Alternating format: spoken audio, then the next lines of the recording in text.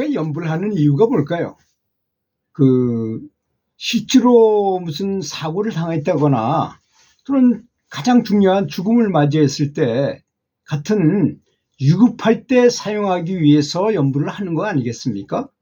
뭐 아니라고 말할 분도 있을지는 모르지만 제가 생각할 땐 그렇습니다. 아주 위급할 때 불보살님들이 우리를 도와줄 것이고 이런 거 아니겠습니까? 그런데도 불구하고 어떤 사람이 운동선수가 연습 훈련을 많이 하는 이유가 뭘까요?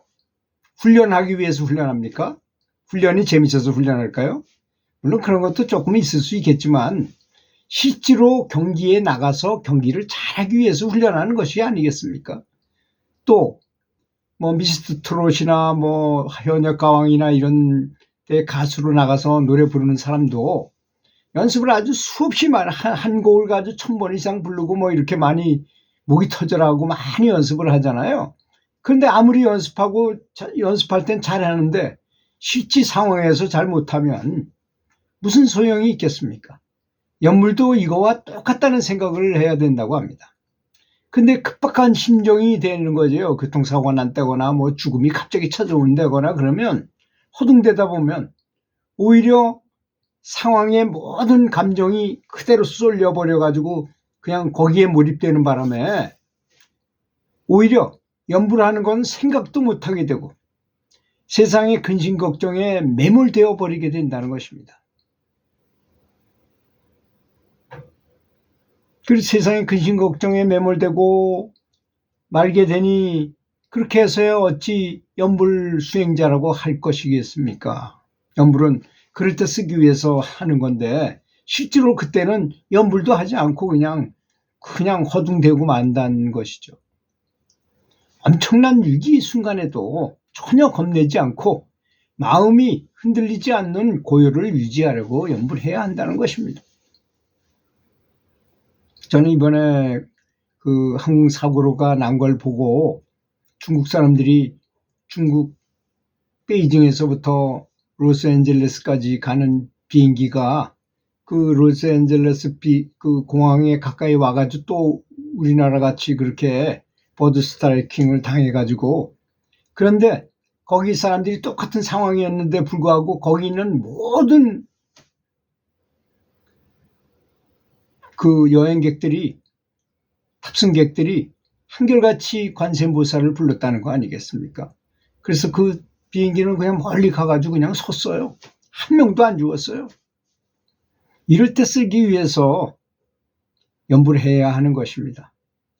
아주 위급한 상황이나 죽음이 급박한 그런 순간에 그리고 세상 일로 인해서 너무나 마음이 심란해 잠도 안 오고 불면증도 걸리고 우울증도 걸리고 공황장애도 걸리고 또 다른 사람들과의 관계에서 직장에서든지 뭐 직장과 부하 간의 상사와 부하 간이라든지 고부 간의 갈등이라든지 부부 간의 갈등이라든지 형제와의 갈등이라든지 이런 극심한 고통과 불안, 두려움과 공포로 괴로울 때 연불을 해야 하는 것이 그렇게 해야 되는데 그렇게 싸우고 뭐 이렇게 그 감정에 휩싸여서 이렇게 하다 보면 오히려 연불하는 걸 완전히 잊어버리기 쉽다는 것이 문제인 것입니다. 실제로 바로 그때가 아미타 부처님의 축복이 더 많이 필요하고 절실하게 필요한 때 그때인데 말이지 않습니까? 그래서 우리가 연불을 한다는 것은 그래서 저는 한 가지 제안하고자 하는 것이 바로 죽음 명상인 것입니다. 내가 죽는다는 것을 가정해 놓고 연불을 하면 죽으란 얘기가 아닙니다. 죽으란 얘기가 아니고 죽는 거를 상상하면서 연불을 하게 되면 그렇잖아요. 다른 사람이랑 형제간 뭐 재산 때문에 뭐 이렇게 고민하다가도 죽음을 생각하면서 연불을 하면 마음이 좀 차분해지지 않겠어요? 죽음에 비해서는 그건 아무것도 아니잖아요.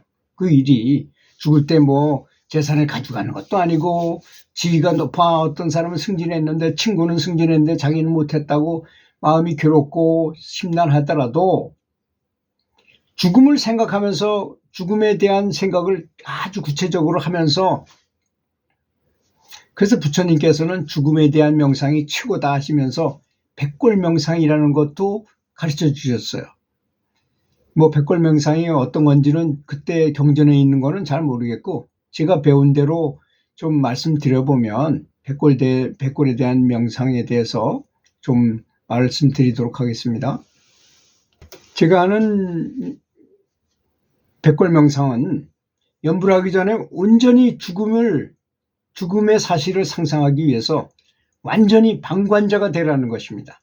그저 내가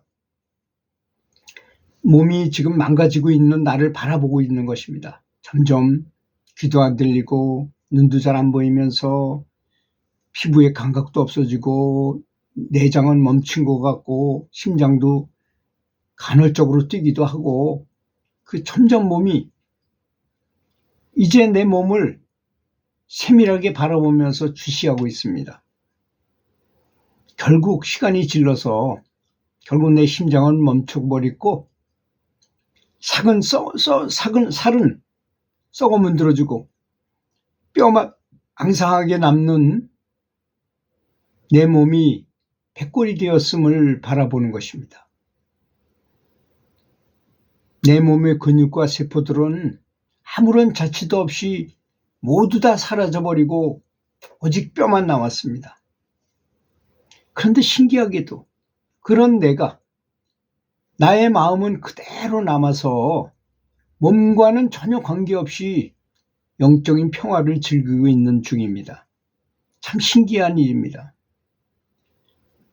그리고 나는 이제 몸도 없으니 더욱 절실하게 염불하며 그동안 나를 그토록 혼란스럽게 했던 내 감정이 어떠한 것인지에 대해 스스로 바라보게 되었습니다.